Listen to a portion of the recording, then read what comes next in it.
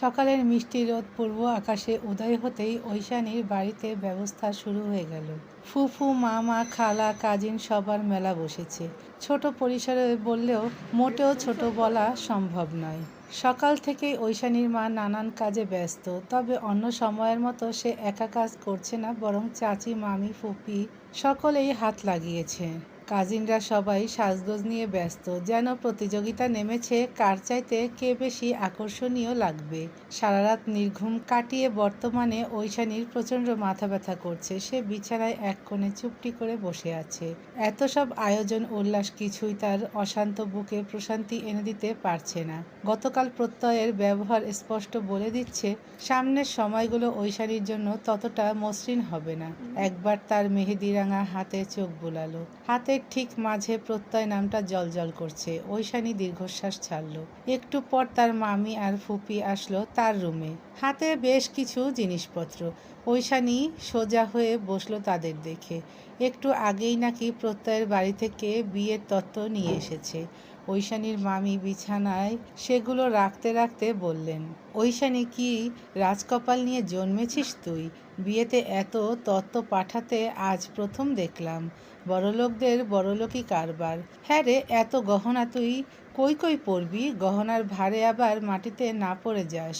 বলেই মামি খিলখিল করে হাসতে লাগলেন। ফুফি আফসোস করে বললেন, আজ ভাই বেঁচে থাকলে দেখতে পারতেন তার মেয়ের এই সৌভাগ্য। এমন একটা ছেলে যদি আমার মেয়ের জন্য পেতাম। ঐশানী, একটু জামাইয়ের সাথে কথা বলে তাদের বংশে কোনো ছেলের সাথে মিলির সম্বন্ধ করে দিস। নিজের ভাগ্য খুলে গেছে বলে বোনদের অবহেলা করিস না। ঐশানী আর চোখে গহনার বক্সের দিকে তাকালো। কত ভারী স্বর্ণালঙ্কার আছে বুঝতে পারল না। ডায়মন্ডের 2টা বড় নেকলেসও আছে। তাছাড়া বেশ নামি ব্র্যান্ডের শাড়ি, লেহেঙ্গা, আরও কত কি, যা দেখেই যে কারো চোখ ধাঁধিয়ে যাবে, নিজেকে সৌভাগ্যবতী মনে হবে। কিন্তু ঐশানীর তীব্র অপমানে তার বুকটা জ্বলছে। দু চোখে ভিড় করলো অশ্রুরা। সেদিক থেকে মুখ ফিরিয়ে জানালার দিকে তাকালো। বাহিরে উজ্জ্বল সূর্য উঠেছে। সেসব দেখতে মোটেও ভালো লাগছে না। মূলত প্রত্যয়ের এই অপমান তার বুকে তীরের মতো বিঁধছে। ঐশানীর মামি ঐশানীকে পর্যবেক্ষণ করে বললেন, এত কিছু পেয়েও তোর মুখে হাসি নেই কেন? বিয়ের দিন মানুষ এমন গোমরা মুখ করে রাখে? কি হয়েছে তোর?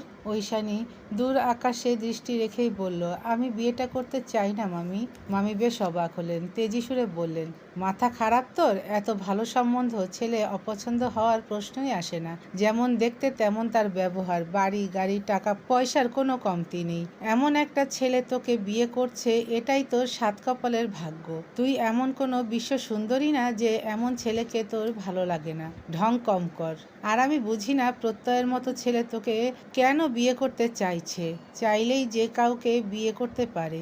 আজকালকার ছেলেদের চয়েস খুব খারাপ। ঐশানী আর কিছুই বলল না, কারণ সবাই তাকে এইভাবেই ধমক দিয়ে যাচ্ছে। তাকে প্রত্যয়ের অযোগ্য বলে অবজ্ঞা করছে, অথচ তার মতামত কেউ নিচ্ছে না। তার মনের অবস্থা কেউ বুঝতে পারছে না। কিছুক্ষণ পরই সুনামধন্য বিউটি সেলুন থেকে 2টো মেয়ে আসে। তারা জানায় প্রত্যয় তাদের বুক করেছে বউ সাজানোর জন্য। ঐশানী জানে এসব কেন করছে প্রত্যয়। নিজের ইগোকে স্যাটিসফাইড করতে এত আয়োজন তার। প্রত্যয়রা ঠিক সময়েই চলে আসলো। সবাই তাদের আপ্যায়ন করতে ব্যস্ত। প্রত্যয়ের সাথে বেশ গণ্যমান্য ব্যক্তিবর্গ এসেছে। বড় বড় ডিরেক্টর, অভিনেতা অনেকেই আছে যাদের সাথে প্রত্যয়ের আন্তরিক সম্পর্ক। তাছাড়াও তার মামা চাচারা আছে। ঐশানীর সব কাজিনরা সেখানেই ঘুরঘুর করছে। দরজার পাশে দাঁড়িয়ে আরিশা মলিন দৃষ্টিতে প্রত্যয়কে দেখে যাচ্ছে। চোখে তার তীব্র রাগ, ক্ষোভ, আফসোস। তার ক্রাশ আজ তার সামনেই ওই ঐশানীকে বিয়ে করছে। এটা যেন রীতিমতো তাকে অপমান। অন্য কাউকে বিয়ে করলেও তার এতটা কষ্ট হতো না যতটা হচ্ছে ঐশানীকে বিয়ে করায়। ঐশানীর চাইতে সব দিক দিয়েই সে এগিয়ে। তাহলে ওই ব্যাকডেটেড ঐশানীকে কেন বেছে নিল প্রত্যয়? একটু পর ঐশানীকে নিয়ে আসা হলো বড় হলরুমে। সেখানেই এক পাশে বসে আছে প্রত্যয়। পরনে তার ক্রিম কালারের শেরওয়ানি। দেখতে যেন কোনো অচিনপুরের রাজকুমার। সবাই মন ভরে দেখছে তাকে। ঐশানী আসতেই প্রত্যয় আর চোখে তাকালো। প্রত্যয় কিছুটা অবাক হলো, সেই সাথে হলরুমের সকলেও। ঐশানী সেই দামি পোশাক কিংবা গা ভর্তি গহনা কিছুই পরেনি, বরং খুব সাধারণ একটা লাল জামদানি আর আর কানে ছোট দুটি গোল্ডের দুল পড়েছে, হাতে আছে সেই বালাজোড়া, মুখেও খুব হালকা মেকআপ। ঐশানীর ফুফি দৌড়ে এসে ঐশানীকে নিচু স্বরে ধমকে বলল, এসব কি পরেছিস তুই? আর বাকি গহনা কেন গায়ে পরিসনি? মেকআপ এমন হালকা কেন করেছিস? তুই কি আমাদের নাক ডুবাতে চাস? ছেলের বাড়ি থেকে এত কিছু দিল আর তুই কি না? ঐশানী মাথা নিচু করে বলল, ওইসব পড়লে আমি দমবন্ধ হয়ে মরেই যাব ফুপি। সেসব আমার গায়ে কাটার মতো বিঁধবে। সব জায়গায় তোর ঘাউরামি না করলে চলে না, তাই না? ছেলেপক্ষ কি ভাববে? পাশ থেকেই নক্ষত্র হেসে বলল, ম্যাডাম ব্রাইট যা পরে স্বস্তি পায় সেটাই পড়ুক। এটা তার বিশেষ দিন। এই দিনটায় তার ইচ্ছাটাই বেশি প্রাধান্য পাওয়ার প্রয়োজন। ফুফি মৃদু হেসে ঐশানীকে নিয়ে প্রত্যয়ের বিপরীত পাশে বসিয়ে দিল। তাদের মাঝে বেলি ফুলের মালা দিয়ে দেয়াল বানানো হয়েছে। ঐশানী একটিবার চোখ তুলে তাকালো না, কিন্তু সামনের মানুষটি এক দৃষ্টিতে তার দিকেই তাকিয়ে রইল। ঠিক কয়েক বছর আগে মানুষটা ঠিক এমনভাবেই তার প্রিয়তমাকে দেখতে চেয়েছিল। সেদিন প্রত্যয় বলেছিল, আমার না ওই ঢাকঢোল পিটিয়ে বিয়ে করার ইচ্ছা নেই। একদম যাদের না জানালেই নয় তাদের নিয়ে টুপ করে তোমাকে বিয়ে করে নিয়ে আসবো। আমার বউ সারা দেশবাসীকে দেখিয়ে লাভ কি? ঐশানী হেসে বলেছিল, ভালো চিন্তা। এক কাজ করব, আমি একটা বোরখা পরে বসে থাকবো, সেটা বেশি ভালো হবে। প্রত্যয় ঐশানীর হাতে আলতো চুমুকে বলল, তাতে আমার সমস্যা নেই, তবে আমার ইচ্ছা তুমি একটা লাল জামদানি আর কানে ছোট দুল পরবে। মুখে কোনো ভারী মেকআপ আমার ভালো লাগে না, তাহলে মুখের আসল সৌন্দর্য ফিকে পড়ে যায়। একদম ন্যাচারাল মেকআপ করবে, ব্যাস তাতেই আমার মিষ্টি বউ রেডি। প্রত্যয়ের সেই চাওয়া শুনে সেদিন লাজুক হেসেছিল ঐশানী। প্রত্যয় অবাক হলো, ঐশানী এতদিন পর সেই কথা মনে রেখেছে, নাকি সবটাই তাকে কাবু করার প্রচেষ্টা। এই মেয়েটাকে সে আজও বুঝতে পারল না। কাজী তাদের বিয়ে পড়াতে শুরু করলো। পাশেই ঐশানীর মা বসে চোখের জল ঝরাচ্ছেন। মায়েরা বুঝি এমনই হয়, মেয়ের সুখেও তারা অশ্রু ঝরায়। বিয়ের কার্যক্রম সম্পূর্ণ হলে প্রত্যয় উঠে আসে ঐশানীর সামনে। এইবার তাদের দুজনের দৃষ্টি মিলিত হলো। ঐশানীর মনে হয় তার হার্টবিট মিস করে গেল। সে বিমোহিত হয়ে দেখল সদ্য স্বামী হওয়া প্রাক্তন প্রেমিককে। মানুষটা যেন আরো আকর্ষণীয় হয়ে উঠেছে। ঐশানী পলক ফেলতে ভুলে গেল। প্রত্যয় মৃদু হেসে তার ললাটে উষ্ণ স্পর্শ করলো। ঐশানী আবেশে চোখ বুজে ফেলল, সাথে অবাকও হলো। হয়তো এতটা স্বাভাবিক ব্যবহার আশা করেনি। আর তখনই ক্যামেরাম্যান এই সুন্দর মুহূর্তের বেশ কিছু ছবি ক্লিক করে নিল। প্রত্যয় ঐশানীর কানে ফিসফিস করে বলল, অত্যাধিক লোভী স্বার্থপর মেয়েগুলো এমন সাধু সাজার অভিনয় করলে খুবই বাজে লাগে। এইভাবে সেজে আবার পুরনো ক্ষত তাজা না করলেও পারতে। বলেই প্রত্যয় নিজ স্থানে ফিরে গেল। ঐশানী স্তব্ধ হয়ে বসে আছে। এই মানুষটির চোখে সে এতটাই নিকৃষ্ট। বুকের ভেতরে কান্নাগুলো দলা পাকিয়ে বের হতে চাইছে, কিন্তু সবার সামনে তা পারল না। অথচ প্রত্যয় স্বাভাবিকভাবেই ঐশ্বর্যের সাথে হাসি মুখে গল্প করে যাচ্ছে। তার ভাইটাও প্রত্যয়কে পেয়ে ভীষণ খুশি। বিদায়বেলা ঐশানীর মা মেয়েকে বুকে জড়িয়ে অনেক কাঁদলেন। এই বিদায় যেমন একদিকে আনন্দের, তো অন্যদিকে বেদনার। ঐশ্বর্য বোনের কান্না মুছে গাড়িতে বসিয়ে দিল। সেই মুহূর্তে ঐশানীর মনে হয়েছে ছোট ভাইটা বড্ড জলদি বড় হয়ে যাচ্ছে। গাড়িতে চলছে পিনপতন নীরবতা। প্রত্যয় নিজের মতো ফোন টিপছে। ঐশানী আসলে কি করবে বুঝতে পারছিল না, তাই জানালার কাছে মাথা ঠেকিয়ে দূরের আকাশ দেখায় মন দিল। হয়তো সামনের আসন্ন ঝড়ের জন্য নিজেকে প্রস্তুত করতে চাইছে। প্রায় ঘন্টাখানেকের মধ্যেই তারা পৌঁছে গেল প্রত্যয়ের বাসায়। বিশাল বড় বাড়িটি নানান আলোয় আলোকিত। গাড়িটা গেট পেরিয়ে ভেতরে প্রবেশ করলো। প্রত্যয় নিজের মতো নেমে গেল তখনই। 1 মিনিটের মাথায় কয়েকজন মেয়ে এসে ঐশানীকে নামিয়ে নিয়ে গেল ভিতরে। বাড়ির ভেতরে প্রবেশ করতেই সামনের মানুষটিকে দেখে ঐশানী হতভম্ব হলো। প্রত্যয়ের মাকে হুইল চেয়ারে দেখে ঐশানী যেন স্তব্ধ হয়ে গেল। প্রত্যয়ের মা সুপ্তিজামান ঐশানীকে দেখে হাসলেন। ঐশানী তার সামনে এসে ধপ করে বসে পড়ল। তার দু চোখ বেয়ে গড়িয়ে পড়ল অশ্রু। সে সুপ্তিজামানের কোলে হাত রেখে ভাঙা গলায় বলল, মা আপনার এই অবস্থা কি করে হলো? সুপ্তিজামান ঐশানীর গালে আলতো স্পর্শ করে বলেন, আল্লাহ চেয়েছেন বলেই হয়েছে। তুমি কেমন আছো মা? ঐশানী ফুঁফিয়ে কেঁদে উঠল। কি করে বলবে সে ভালো নেই? এতদিন তার ছেলেকে ছেড়ে ভালো ছিল না, আর আজ থেকে তাকে পেয়ে ভালো থাকতে পারবে না। মানুষটির চোখে যেই অগ্নিশিখা সে দেখেছে সেটা যে তার অন্তর জ্বালিয়ে দিবে। সুপ্তিজামান ঐশানীর চোখের জল মুছে বললেন, বোকামে, এইভাবে শ্বশুরবাড়ি এসে কেউ কাঁদে? আমার ছেলে কি তোমাকে তুলে নিয়ে এসেছে যে কাঁদছো? ঐশানীকে সোফায় বসিয়ে সকল আত্মীয় স্বজনের সাথে পরিচয় করানো হলো। সকলেই তাকে বেশ আন্তরিকভাবে স্বাগতম জানিয়েছে। কিছুক্ষণ পর প্রত্যয়ের কাজিনরা ঐশানীকে প্রত্যয়ের রুমে নিয়ে গেল আর বলল, এই যে ভাবি, আপনার রুম। আমাদের হ্যান্ডসাম ভাইয়ের হৃদয় তো আগেই দখল করে রেখেছেন, এইবার তার রুম দখলের পালা। বলেই মেয়েগুলো হাসলো। ঐশানী ভীষণ লজ্জা পেল। তারা চলে যেতেই ঐশানী সারা রুমে চোখ বুলালো। চারপাশে আভিজাত্যের ছোঁয়া, মানুষটির রুচির পরিচয় বহন করছে প্রতিটি দেয়াল। ঐশানী বিছানার একপাশে যেয়ে বসলো। ভীষণ ক্লান্ত সে। বিছানার সাইডে হেলান দিয়ে বসতেই যেন শরীর ছেড়ে দিয়েছে। মাথায় হাজারো চিন্তা আর ক্লান্তি মিলে সে কেমন তন্দ্রায় হারিয়ে গেল। কত সময় ঘুমিয়েছে জানা নেই। তার ঘুম ভাঙল দরজা খোলার শব্দে। দ্রুত সোজা হয়ে বসল। প্রত্যয় এসেছে। তার পরনে কালো টি শার্ট। মানুষটা পোশাক পরিবর্তন কখন করলো? হয়তো সে যখন নিচে ছিল তখনই করে বেরিয়ে গেছিল।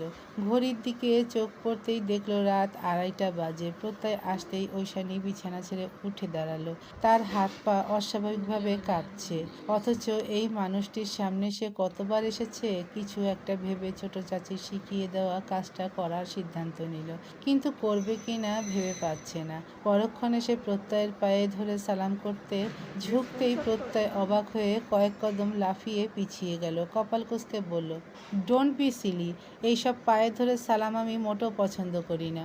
ঐশানী আবার সোজা হয়ে দাঁড়ালো। কি বলবে কিছুই ভেবে পেল না। শাড়ির আঁচল আঙ্গুলে পেঁচাতে লাগলো। এতটা অস্বস্তি আগে কখনোই লাগেনি। প্রত্যয় বলল, এখনো এমন বউ সেজে বসে আছো কেন? আমি এসে কাপড় খুলে দেব সেই অপেক্ষায় ছিলে? ঐশানী চোখ বুজে এই অসভ্যতা হজম করে নিল। প্রত্যয় ঐশানীর দিকে খানিকটা এগিয়ে এসে বলল, ও বুঝতে পেরেছি, তুমি তো আবার ব্র্যান্ডেড কাপড় ছাড়া অন্য কিছু গায়ে জড়াতে পারো না। ডোন্ট ওয়ারি, সব ব্যবস্থাই করা আছে, ভুলিনি কিছুই, চাইলেও ভুলতে পারিনি। বলেই পাশের ক্লোজেট খুলে দিল। ঐশানীকে উদ্দেশ্য করে বলল, দেখো এইখানে সব এক্সপেন্সিভ ব্র্যান্ডের জামা কাপড়, জুতা, অর্নামেন্টস সব আছে। এর বাহিরে যদি আরও কিছু লাগে তাহলে এই ক্রেডিট কার্ড রাখো।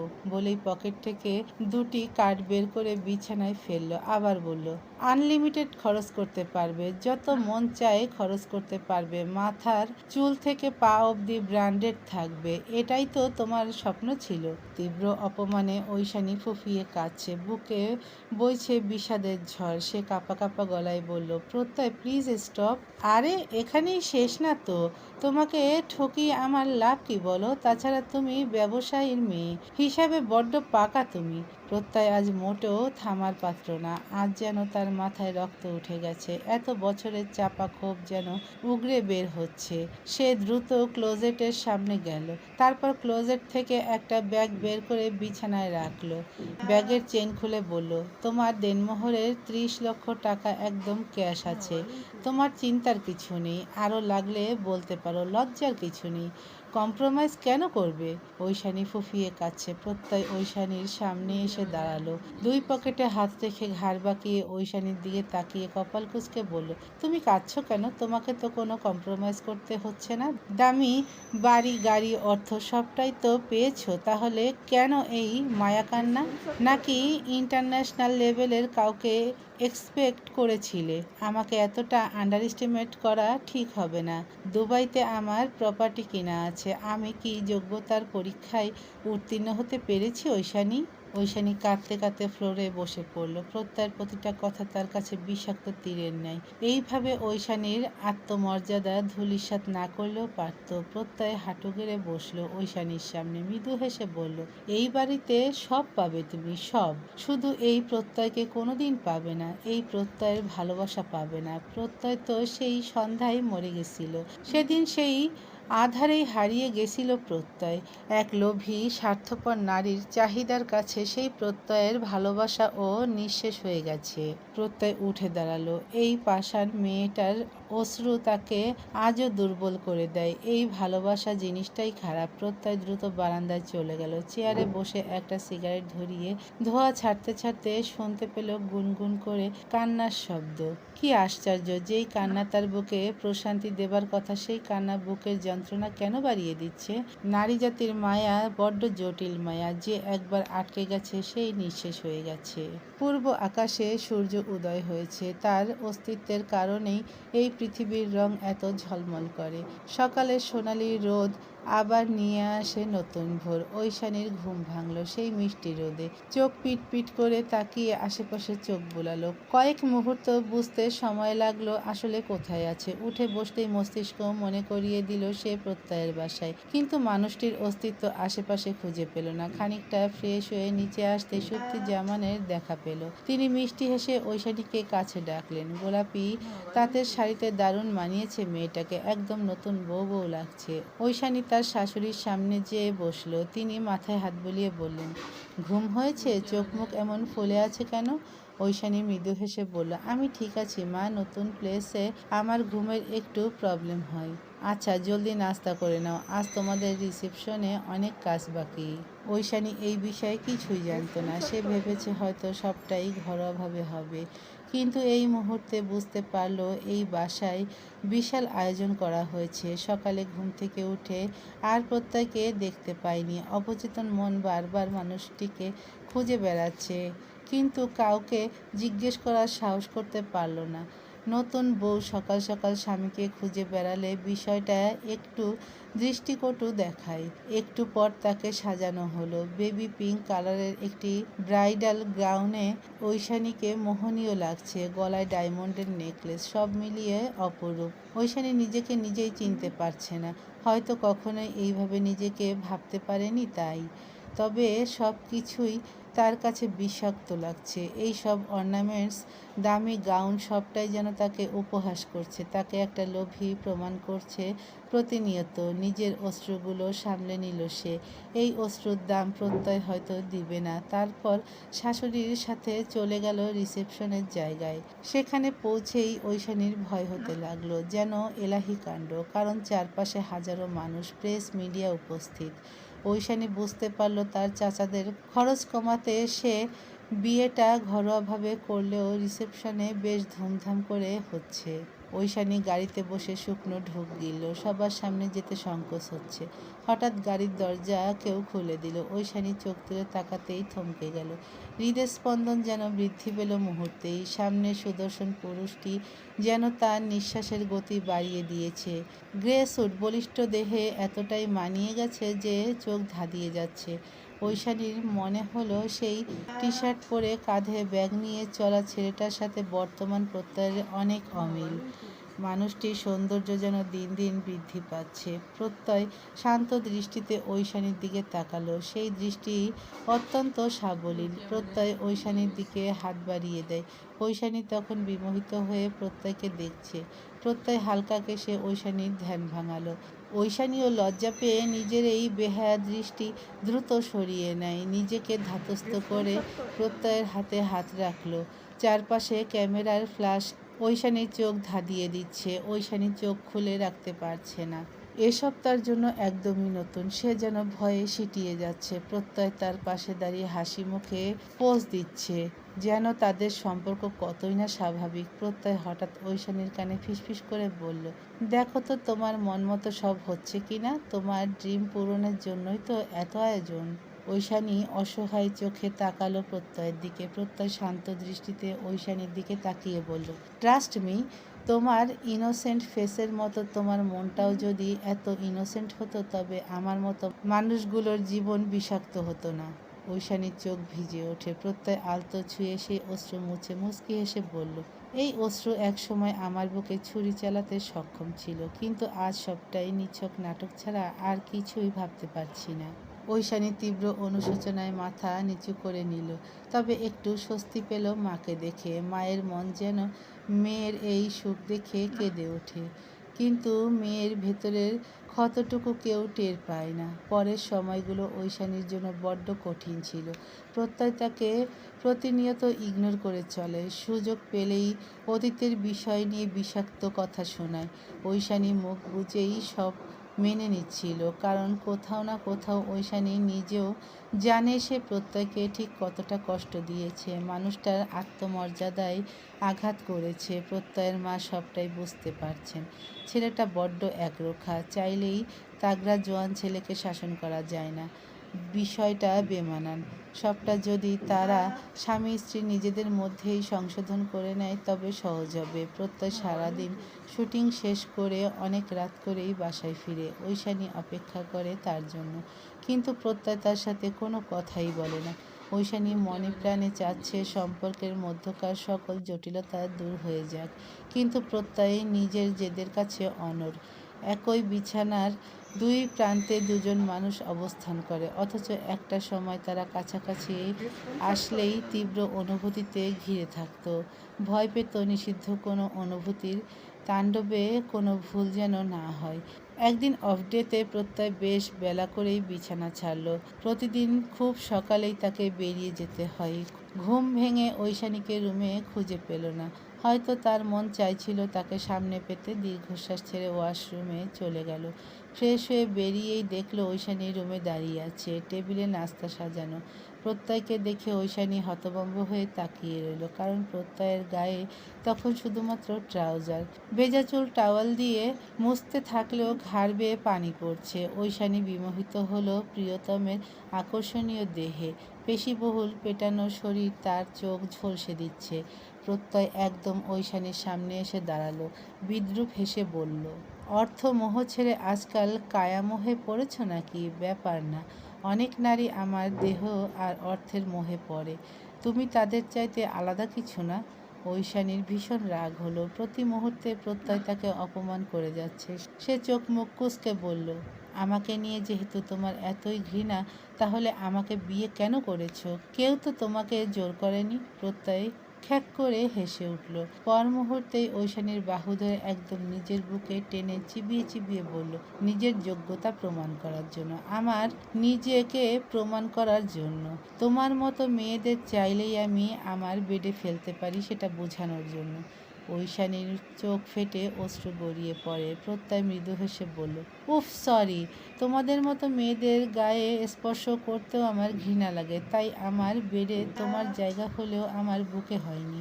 ঐশানী ফুঁফিয়ে কেঁদে উঠল, বলল, প্লিজ প্রত্যয়, আমাকে এতটা ঘৃণা করো না। আমি তো তোমার বউ। বিয়ে যেহেতু করেছো, তখন কেন সম্পর্কটাকে মেনে নিচ্ছ না? ছলনাময়ী স্বার্থপর লোভী নারীদের সাথে কোনো আত্মার সম্পর্ক গড়ে ওঠে না, গড়ে ওঠে স্বার্থের সম্পর্ক। তোমার মতো মেয়েদের জীবনে ভালোবাসার কোনো জায়গা নেই, অর্থই সব। আমি তোমাকে সে সবটাই দিচ্ছি। আমার এসব চাই না প্রত্যয়, তাই নাকি? সেই সন্ধ্যায় আমাকে কি বলে ছুঁড়ে ফেলে গেছিলে ভুলে গেছো? সেদিন তুমি আমার ভালোবাসাকে নিজের চাহিদার ভারে গলা টিপে হত্যা করেছিলে। আজ বলছো কিছু চাও না? How funny! আমি কখনোই নিজেকে এক্সপ্লেন করতে পারবো না প্রত্যয়। সেই সময় যেটা যুক্তিসঙ্গত সেটা আজ অযৌক্তিক মনে হতে পারে, তাই আমি নিজেকে সঠিক প্রমাণের চেষ্টা করব না। প্রত্যয় প্রচণ্ড রেগে দুই হাতে ঐশানীর বাহু চেপে ধরল। ক্রোধিত সুরে বলল, কি এক্সপ্লেন করবে তুমি? তোমার বলার কিছুই নেই। আমার মতো মিডল ক্লাস ছেলের সাথে তুমি নিজের লাইফ সিকিউর মনে করনি।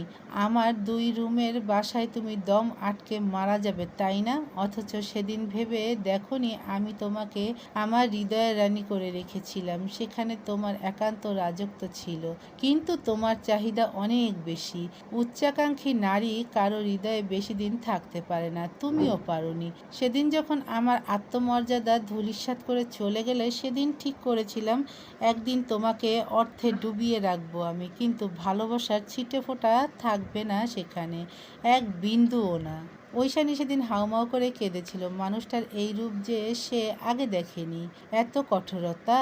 তারপর থেকে প্রত্যয় আর ঐশানীর মধ্যে কথা বলা একদম বন্ধ হয়ে যায়। সে বেশ কিছুদিন বাসায় অবধি ফেরেনি। ঐশানী পথ চেয়ে বসে থাকতো। অথচ একটা সময় এই মানুষটি তাকে একদিন না দেখতে পেলে কতই না পাগলামি করত। একদিন প্রত্যয় প্রায় রাত ৩টার দিকে বাসায় ফিরল। তার রাতে শুটিং ছিল, ভীষণ ক্লান্ত তখন সে। রুমে ঢুকে দেখল ঐশানী বিছানায় বসে হেলান দিয়ে ঘুমাচ্ছে। প্রত্যয় ভেবে পায় না এই মেয়েটা কেন এসব করছে। তার জন্য অপেক্ষা করা, তার খেয়াল রাখা, এসব করে কি নিজেকে শুদ্ধ প্রমাণ করতে চায়? প্রত্যয় ঐশানীর সামনে দাঁড়ালো। মায়াবী মেয়েটার চোখের নিচে কালি জমেছে, অথচ তার এখন অর্থের মায়ায় চকচক করার কথা। তাহলে এতটা মলিন কেন সে? ঐশানী সবুজ একটা কামিজ পরে আছে, গলার ওড়নাটা বিছানার একপাশে বড্ড অযত্নে পড়ে আছে। জামার গলা বড় হওয়ায় বক্ষ বিভাজন স্পষ্ট দৃশ্যমান। প্রত্যয় গভীর দৃষ্টিতে প্রেয়সীর সারা দেহে চোখ বুলালো। বুকের ভেতর হাজারো চাহিদারা উস্কানি দিচ্ছে, যেটা এককালে নিষিদ্ধ থাকলেও বর্তমানে তা একদম শুদ্ধ। প্রত্যয়ের ভীষণ মন চাইল ঐশানীকে বুকে জড়িয়ে ধরতে। কতদিন প্রেয়সীকে জড়িয়ে ধরা হয় না। সারাদিন শুটিংয়ে সুন্দরী মডেলদের অত্যাধুনিক পোশাকে দেখেও তার কখনোই এতটা কামুকতা জাগে না, যেটা এই স্বার্থপর মেয়েটিকে দেখে জাগে। প্রত্যয় বুঝতে পারে সে তার হৃদয়ের কাছে বারবার হেরে যায়। এই কঠোরতা, অবজ্ঞা সবটাই মস্তিষ্কের কার্যক্ষমতা হলেও হৃদয়ের কাছে মস্তিষ্ক বড্ড দুর্বল। প্রত্যয় ঐশানীকে বিছানায় ঠিক করে শুইয়ে দেয়। না চাইতেও ওষ্ঠজলা ললাটে আলতো ছুঁয়ে দেয়। না, আর পাশে থাকা যাবে না, না হলে মেয়েটা তার সংযম ভেঙে গড়িয়ে দিবে। প্রত্যয় দ্রুত ফ্রেশ হতে চলে গেল। ঐশানী চোখ খুলে মৃদু হেসে ওঠে। কপালে আঙ্গুল ছুঁয়ে লজ্জা পেল। মানুষটা তাকে বিছানায় শুইয়ে দেওয়ার সময় তার ঘুম ভেঙে গেছে, কিন্তু মানুষটিকে সে বুঝতে দেয়নি। না হলে এই আদরটুকু আর পাওয়া হতো না। ঐশানী বুঝতে পারে প্রত্যয়ের হৃদয়ের কোনো এক কোণে সে এখনো আছে, কিন্তু নিজের আত্মমর্যাদা ক্ষুণ্ণ করে সেটা প্রকাশ করার মানুষ সে না। একদিন প্রত্যয় একজন প্রডিউসারের সাথে একটা মিটিং করছিল ৫ তারকা হোটেলে। তার নতুন ফিল্ম নিয়েই আলোচনা হচ্ছে, অ্যাকশন থ্রিলার মুভি। প্রত্যয় নিজেও বেশ আগ্রহী ফিল্মটি নিয়ে। পুরো টিম সেখানে আলোচনা করছে। কথার মাঝেই হঠাৎ প্রত্যয়ের চোখ পড়ল সামনের দিকে। দেখতে পেল একটি মেয়ে এলিভেটরের ভেতর প্রবেশ করছে। ঐশানীকে চিনতে তার একদম সময় লাগেনি, কিন্তু ঐশানী এখানে কি করছে বুঝতে পারল না। প্রত্যয় তাদের মিটিং ফেলে এগিয়ে আসলো। এলিভেটর তখন 5th ফ্লোরে থেমেছে। প্রত্যয় বেশ চিন্তিত হয়ে পড়ল, কারণ 5th ফ্লোরে হোটেল রুমগুলো রয়েছে। হোটেল রুমে ঐশানীর কি কাজ থাকতে পারে? প্রত্যয় দ্রুত 5th ফ্লোরে চলে আসলো। মনে চলছে আসন্ন ঝড়ের পূর্বাভাস। মনকে স্থির করতে চাইল। মনকে বুঝ দিল ঐশানী লোভী হতে পারে, কিন্তু চরিত্রহীন নয়। 5th ফ্লোরে নেমেই সে দেখতে পেল ঐশানী করিডোরের একদম শেষের রুমের সামনে দাঁড়িয়ে আছে। প্রত্যয়ের হাত পা কাঁপছে। অনাকাঙ্ক্ষিত কিছু সে দেখতে চায় না। কয়েক মুহূর্ত পর রুমের দরজা খুলে গেল। সামনে একজন যুবক দাঁড়িয়ে আছে। প্রত্যয় ভালো করে খেয়াল করতে যুবকটিকে চিনতে পারল। ন্যাশনাল টিমের জনপ্রিয় ক্রিকেটার সৌভিক। বছরখানেক হলো জাতীয় ক্রিকেট দলের হয়ে খেলছে। অল্প সময়ে বেশ ভালো পরিচিতি পেয়েছে ছেলেটা। দুর্দান্ত ব্যাটিং করে। বেশ সুদর্শন এই পুরুষটিকে ঐশানীর পাশে দেখে প্রত্যয়ের পিত্তি জ্বলে উঠল, ঠিক সেই ভার্সিটির সময়ের মতো। তখনও ঐশানীর পাশে তার কাউকেই সহ্য হতো না। প্রত্যয়ের দুচোখে আগুন জ্বলে ওঠে তখন যখন দেখতে পায় ছেলেটি ঐশানীর দিকে তাকিয়ে মিষ্টি হেসে ভেতরে ডাকল। ঐশানীও মৃদু হাসল, তারপর নির্দ্বিধায় ভেতরে প্রবেশ করল। প্রত্যয় মুহূর্তেই দাঁড়িয়ে পড়ে। বুকের ভেতর এইবার যেন টর্নেডো বয়ে যাচ্ছে। নিজের চোখকে বিশ্বাস করতে ভীষণ কষ্ট হচ্ছে। ঐশানীকে নিয়ে তার রাগ, ক্ষোভ সবটাই যেন তীব্র ঘৃণায় পরিণত হলো। প্রত্যয় বুঝতে পারল তার বুকের বাঁ পাশে প্রচণ্ড ব্যথা অনুভব হচ্ছে। চোখ জ্বালাপোড়া করছে। প্রচণ্ড পজিটিভ প্রাক্তন বর্তমানে স্বামীরূপে ধরা দিলেও পজিটিভনেস যেন এক বিন্দু কমেনি। সে কম্পিত পায়ে সামনে এগিয়ে গেল। এই মুহূর্তে পা জোড়া বেশ ভারী মনে হলো তার। দরজার সামনে দাঁড়িয়ে শুকনো ঢোক গিলতে লাগলো। নিজের স্ত্রী একজন পরপুরুষের সাথে হোটেল রুমে আছে, এটা কি আদৌ কোনো স্বামীর পক্ষে মেনে নেওয়া সম্ভব? অন্তত প্রত্যয়ের মতো ছেলের পক্ষে মোটেও সম্ভব না। প্রত্যয় নিজেকে দুর্বল করতে চায় না। প্রচণ্ড ক্ষোভে সে দরজায় নক করল। তার যেন ধৈর্য ধারণ অসম্ভব হয়ে পড়ল। সে বারবার দরজায় করাঘাত করতে লাগলো। সৌভিক দরজা খুলতেই দেখতে পেল রক্তিম চোখে দাঁড়িয়ে আছে প্রত্যয়। সে চমকে গেল সুপারস্টার প্রত্যয়কে দেখে। কিছু বলার আগেই প্রত্যয় তাকে ঠেলে সরিয়ে ভেতরে প্রবেশ করলো। দেখতে পেল ঐশানী ডিভানে বসে আছে। ঐশানী হঠাৎ প্রত্যয়কে দেখে চমকে ওঠে। এই মুহূর্তে প্রত্যয়কে সে মোটেও আশা করেনি। প্রত্যয়ের এই মুহূর্তে সব ধ্বংস করে দিতে মন চাইছে। প্রত্যয় দাঁতে দাঁত চেপে পেছন ফিরে সৌভিকের কলার চেপে ধরে চেঁচিয়ে বলল, আমার বউয়ের সাথে তোর কি? আমার বউয়ের সাথে তোর কি সম্পর্ক? হোটেল রুমে অন্যের বউকে নিয়ে কি করছিস তুই? সৌভিক ঘাবড়ে যায়। প্রত্যয়ের বদমেজাজের খবর মিডিয়ার সবার জানা। সে বলতে চেষ্টা করলো, স্যার আপনি আমাকে ভুল বুঝছেন, ঐশানীকে আমি। আর কিছু বলার আগেই সে এক ঘুষিতে ছেলেটার নাক ফাটিয়ে দেয়। ছেলেটার মুখে নিজ প্রিয়তমার নাম মোটেও সহ্য হলো না তার। ঐশানী আতঙ্কে দুহাতে মুখ ঢেকে ফেলল। প্রত্যয়ের এই রূপ তার বড্ড চেনা। এই এগ্রেসিভ রূপকে সে প্রচণ্ড ভয় পায়। সে দ্রুত প্রত্যয়কে থামানোর চেষ্টা করলো, বলল, প্রত্যয় প্লিজ কাম ডাউন। কি করছো? এমন সিন ক্রিয়েট করার কোনো মানেই হয় না। প্রত্যয় প্রচণ্ড রেগে ঐশানীর দিকে রক্তচক্ষু নিয়ে তাকালো। সেই দৃষ্টি দেখে ঐশানীর অন্তরাত্মা কেঁপে ওঠে। এই দৃষ্টি যেন সব চুরমার করে দিতে জানে। প্রত্যয় আবার সৌভিকের কলার চেপে বলল, ফুর্তি করার শখ থাকলে রাতের রানীদের বুক কর। আমার বউকে কেন এনেছিস? অন্যের বউয়ের দিকে নজর দেওয়ার আগে আজকের কথা মনে রাখবি। বলেই সে কয়েক ঘা বসিয়ে দিল। ঐশানী প্রত্যয়ের হাত ধরে সরিয়ে আনার চেষ্টা করতে করতে বলল, প্লিজ প্রত্যয় এসব বন্ধ করো, ছেলেটা মরে যাবে, তুমি ভুল বুঝছো, আমার কথা শোনো। প্রত্যয় রেগে তাকালো ঐশানীর দিকে, বিদ্বেষী দৃষ্টিতে তাকিয়ে বলল, কেন জ্বলে যাচ্ছে তোর? নাকি আমার কাছ থেকে সুখ না পেয়ে অন্য পুরুষদের সাথে বেড শেয়ার করতে চলে এসেছিস? ঐশানী কেঁদে উঠল, রিকোয়েস্ট করে বলল, প্রত্যয় আর কোনো বিষাক্ত কথা বলো না, আমি সত্যি আর নিতে পারছি না। তাই নাকি? আমি এসে বোধহয় অনেক সমস্যা করে দিলাম। তোর আর্থিক চাহিদা পূরণ হচ্ছে কিন্তু শারীরিক চাহিদা অপূর্ণ রয়েছে বলেই তো তোর অন্যের সাথে হোটেল রুমে আসতে হচ্ছে, তাই না? ঐশানী রেগে প্রত্যয়ের গালে চড় মেরে বসল। প্রত্যয়ের এসব অশ্রাব্য কথা ঐশানী আর শুনতে পারছিল না। প্রত্যয় প্রচণ্ড ক্ষিপ্ত হয়ে রক্তচক্ষু নিয়ে তাকালো ঐশানীর দিকে। প্রত্যয় আর কিছুই বলল না। ঐশানীর হাত চেপে ধরে হোটেল থেকে বেরিয়ে আসলো। ঐশানী কোনো শব্দ করল না। ভীষণ র্যাশ ড্রাইভ করে বাসায় ফিরল প্রত্যয়। ঐশানী তখনও চোখের জল ঝরাচ্ছে। প্রত্যয়ের মা দেখলেন ছেলে রেগে বউকে নিয়ে রুমের দিকে যাচ্ছে। তিনি পেছন থেকে ডাকলেন কিন্তু প্রত্যয় কোনো সাড়া দিল না। তিনি বেশ চিন্তিত হয়ে পড়লেন। ছেলে মেয়ে দুটোর জীবনে এই ঝড় কবে থামবে? প্রচণ্ড ক্ষিপ্ত হয়ে জোরে দরজা লাগালো প্রত্যয়। সেই শব্দে ঐশানী কেঁপে ওঠে। ভয়ে সিটিয়ে গেল সে। প্রত্যয় প্রচণ্ড আক্রোশে ঐশানীর গালে পরপর কয়েকটা থাপ্পড় বসিয়ে দিল। তাল সামলাতে না পেরে ঐশানী নিচে পড়ে যায়। মাথা ভনভন করছে, নাক ফেটে রক্ত বের হচ্ছে। প্রত্যয় যেন নিজের মধ্যে নেই। সে ঐশানীকে টেনে দাঁড় করালো। মুখোমুখি দাঁড়িয়ে রেগে চিৎকার করে বলল, আমি এতদিন ভেবেছি তুই স্বার্থপর লোভী একটা মেয়ে, কিন্তু তুই যে চরিত্রহীন সেটা ভাবতে পারিনি। যেই আমার কাছ থেকে শারীরিক সুখ পাচ্ছিস না অমনি আরেক সেলিব্রিটির হোটেল রুম অবধি চলে গেছিস। তোকে আমি যতটা খারাপ ভেবেছি তুই তার চাইতেও বেশি নিকৃষ্ট।